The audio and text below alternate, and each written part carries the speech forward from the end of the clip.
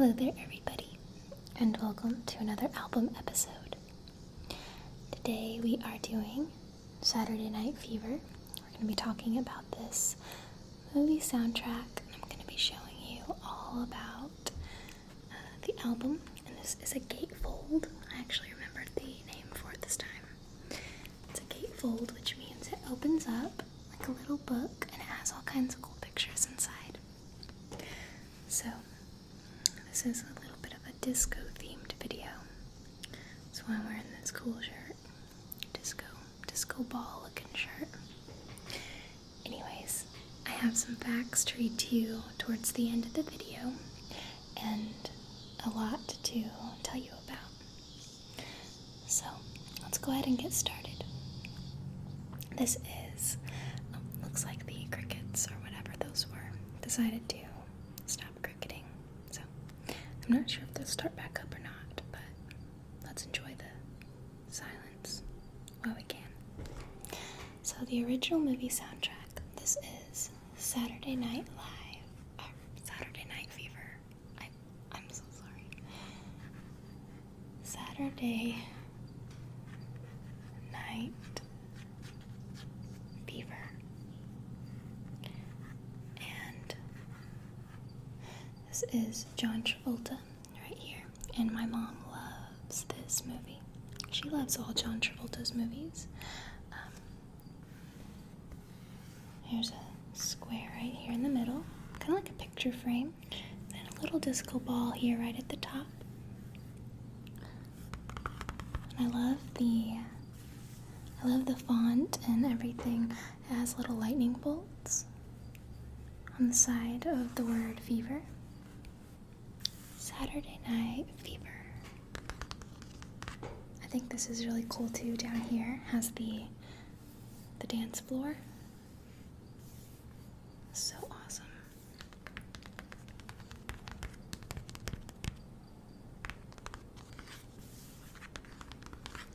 Now this album is an older album. It's kind of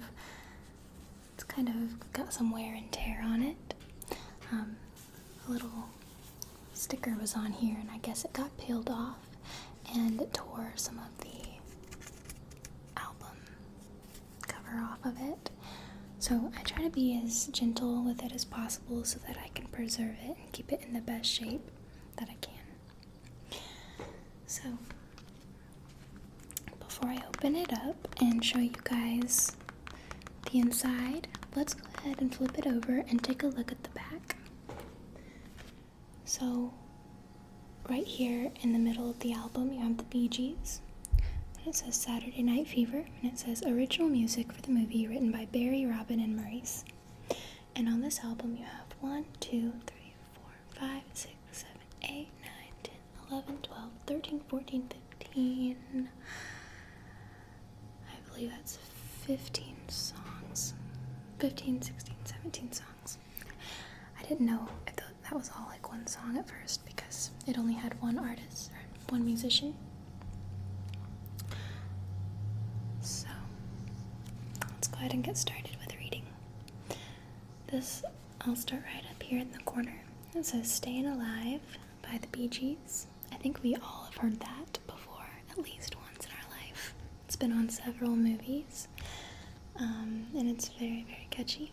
And I will add a lot of my favorite songs down in the description. Okay, the next one is How Deep Is Your Love by the Bee Gees. The next one is If I Can't Have You. The next one is A Fifth of Beethoven. The next is Jive Talkin'. That's by the Bee Gees also. KG by MFSB. And Calypso Breakdown by Ralph McDonald. Then the next one is More Than a Woman. And the next one is Night Fever. Got Boogie Shoes, Disco Inferno, You Should Be Dancing, Open Sesame, More Than a Woman, Manhattan Skyline, Night on Disco Mountain, and Salsation. So, the year on this album is 1977, RSO Records Incorporated. So we'll hold that closer and just show you what the back of it looks like.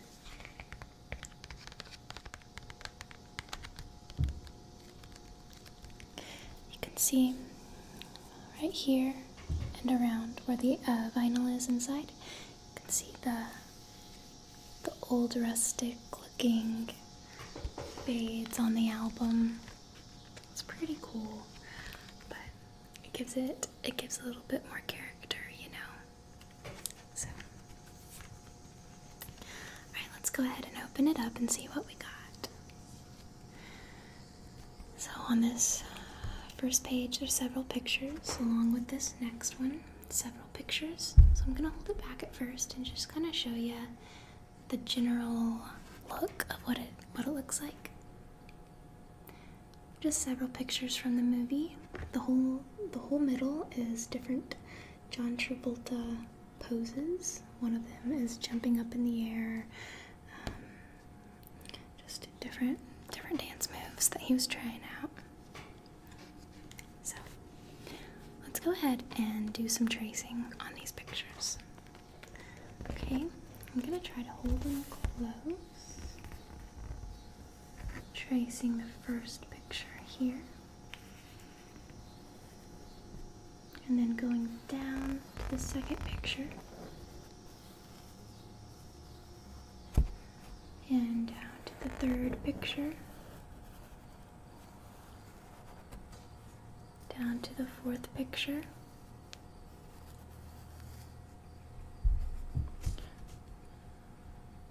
Let's see. 1, 2, 3, 4. And the last picture, number 5. On the very bottom.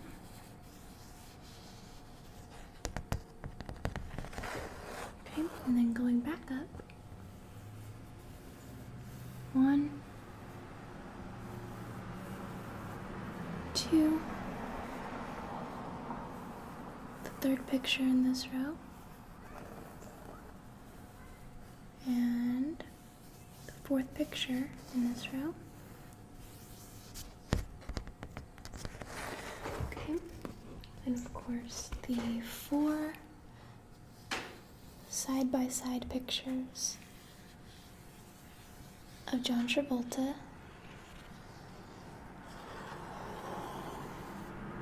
dancing. Okay, I'm gonna hold it over here so that I can trace some of these. Okay, got this first one, and the second one,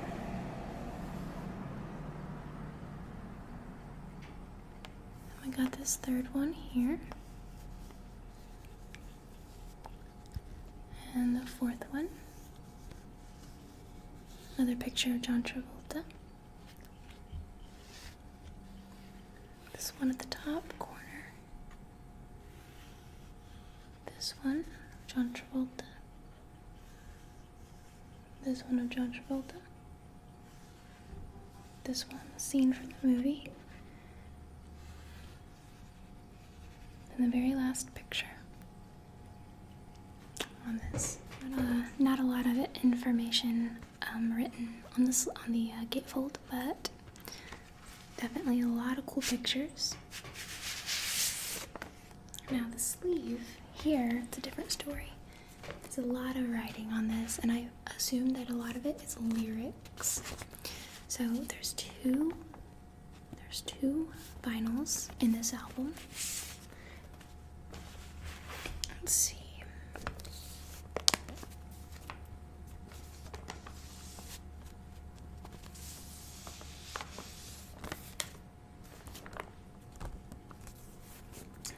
See on this side, there is a picture right here, a black and white picture of John Travolta.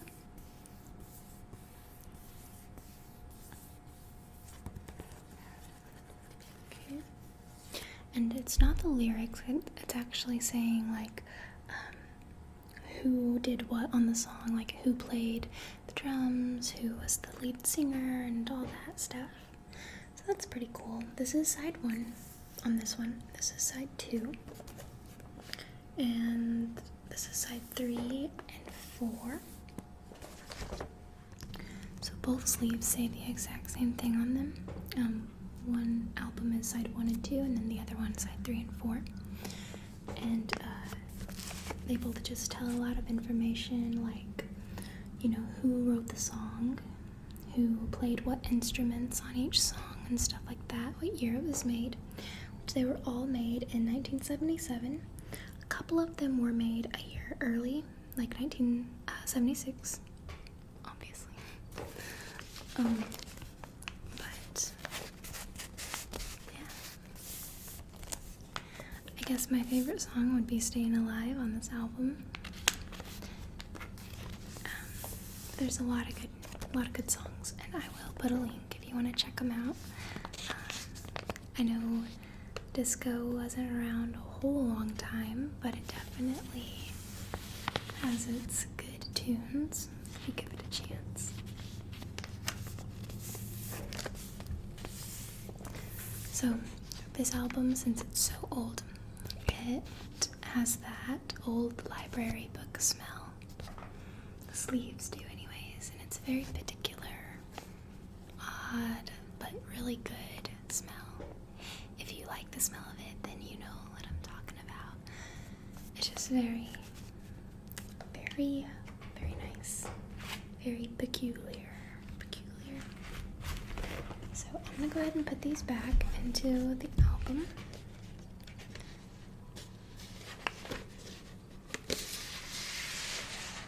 And I'm gonna read to you guys about a little bit more about the movie, because the album didn't say a whole lot about the movie. It just pretty much listed the songs, which that's usually what the album is about, is the music. So, alright, so Saturday Night Fever, 1977, and it was a drama, a romance, and it's 2 hours long. Okay, let's see, 86% people on Google liked this movie, so that's pretty good.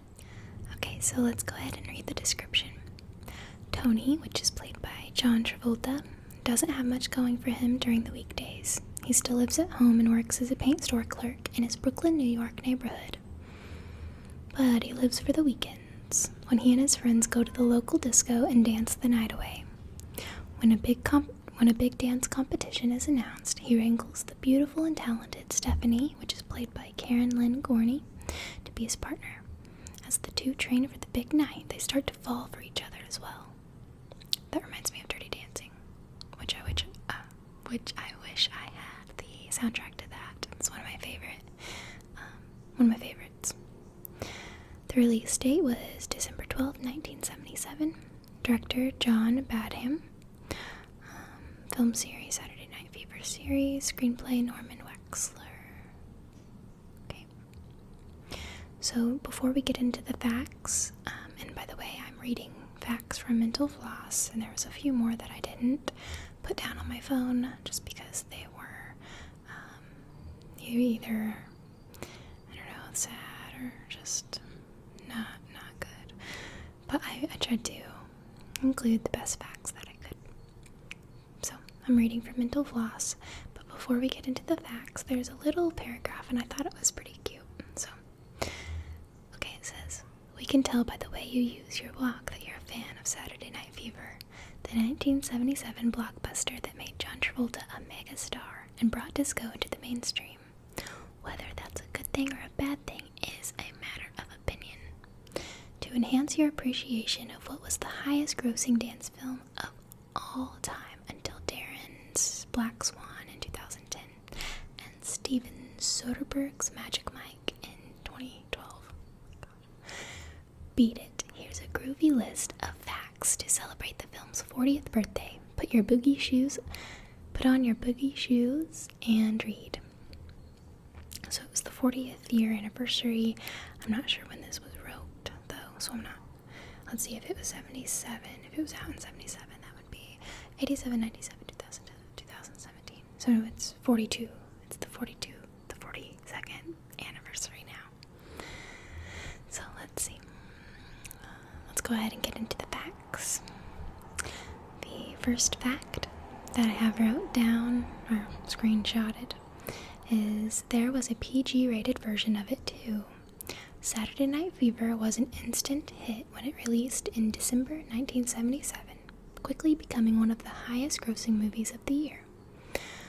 What's especially impressive is that it did this despite being rated R, and thus, theoretically, inaccessible to teenagers, the very audience that a disco movie would, theoretically, appeal to.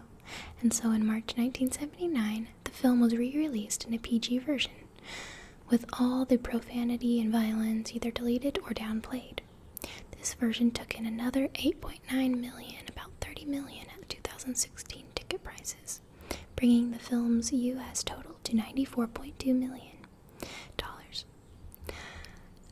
Both versions were released on VHS and Laserdisc, though the R-rated cut didn't become widely available on home DVD until the DVDs came out.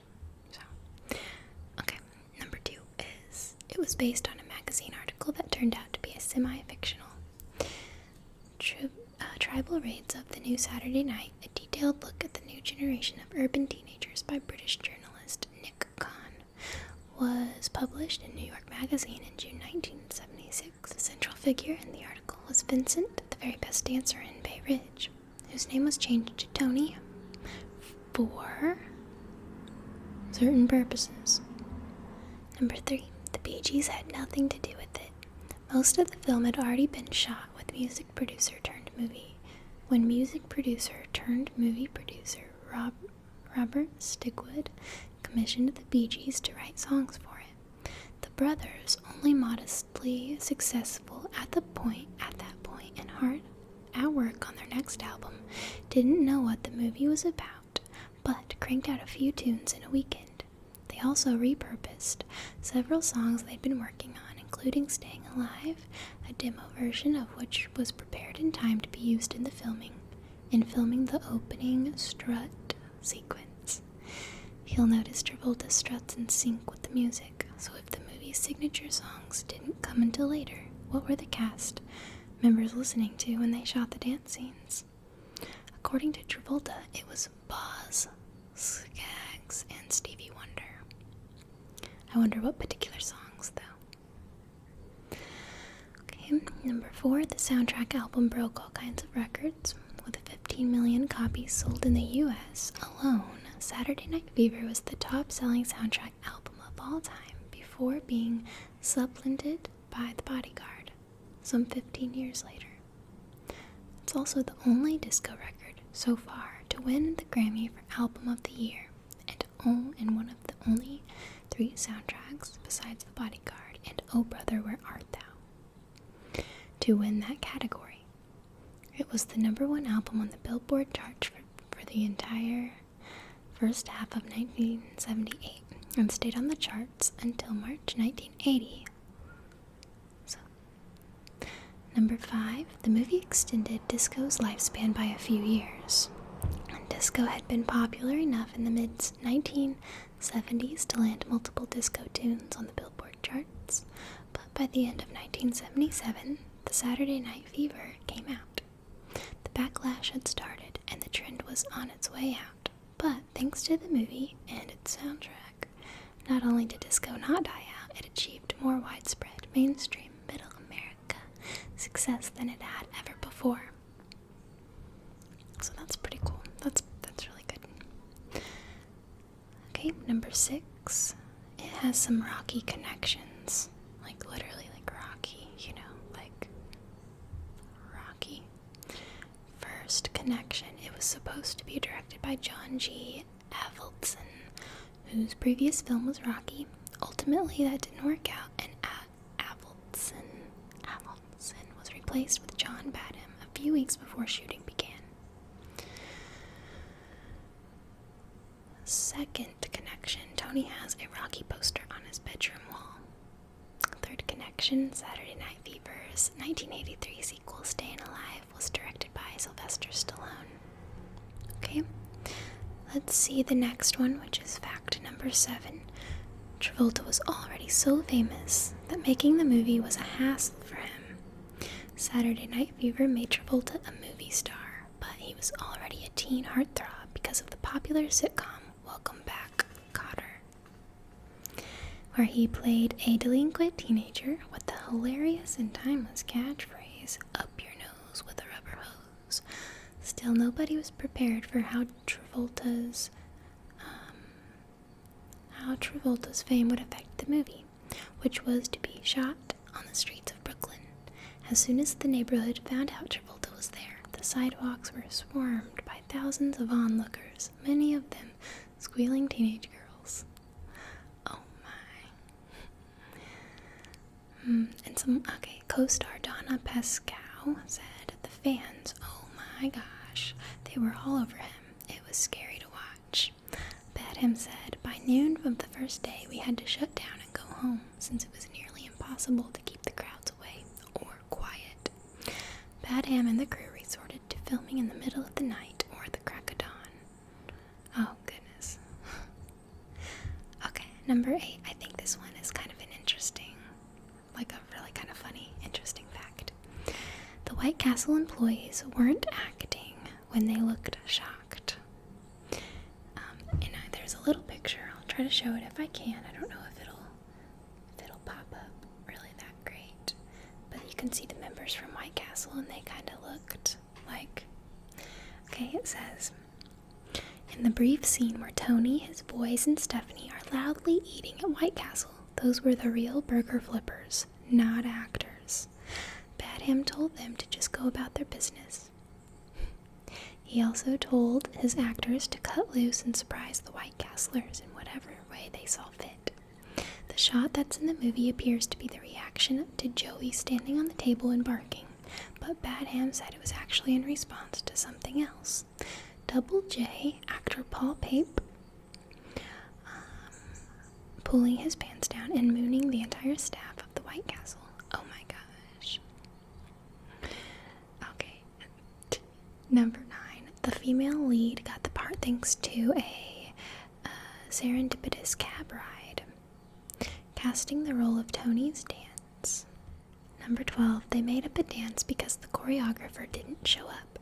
In another rehearsal scene 55 minutes into the movie, Tony and Stephanie do the tango hustle, which looks like a combination of both of those dances. This was something Travolta and Gorney invented as a matter of necessity. The film's choreographer didn't realize he was supposed to be on the set that day, and the actors didn't have any steps prepared. The tango hustle, alas, never quite caught on. 13. Tony's iconic white suit was supposed to be black. Okay, so even though I'm saying 13, I know that I haven't read 13 facts. I know that I skipped over a couple when I was screenshotting the facts, just because some of them were a little... I didn't want to get into them. So this next fact is Tony's iconic white suit was supposed to be black. Travolta and Badham both assumed Tony's disco outfit would be black, as men's suit tended to be at the time.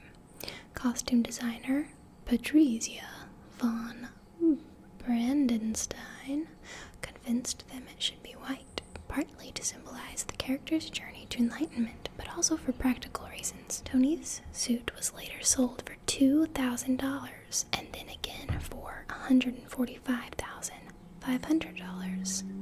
That's a huge difference in price. Von Brandenstein took Travolta to a cheap men's clothing store in Brooklyn, swamped by teenage fans of course, and bought the suit off the rack. 3 identical suits, actually, so they wouldn't have to stop filming when one became soaked with Travolta sweat. Ew. Gross. I'm just kidding. I'm sweaty right now. Never mind.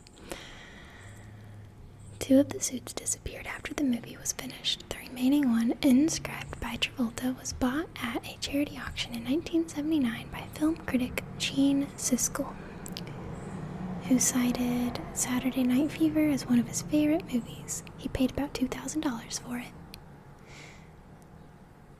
In 1995, he sold it again for $145,500 to an anonymous bidder through Christie's auction house. In 2012, after a lengthy search, curators at London's Victoria and Albert Museum found the owner, who still preferred to remain anonymous. persuaded him to lend it for an exhibit of Hollywood costumes. It is now presumably back in the man's care, whoever he may be.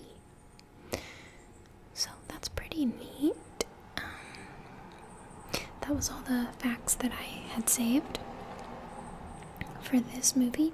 But I do want to say that Grease was 1978, so that was 1 year after this.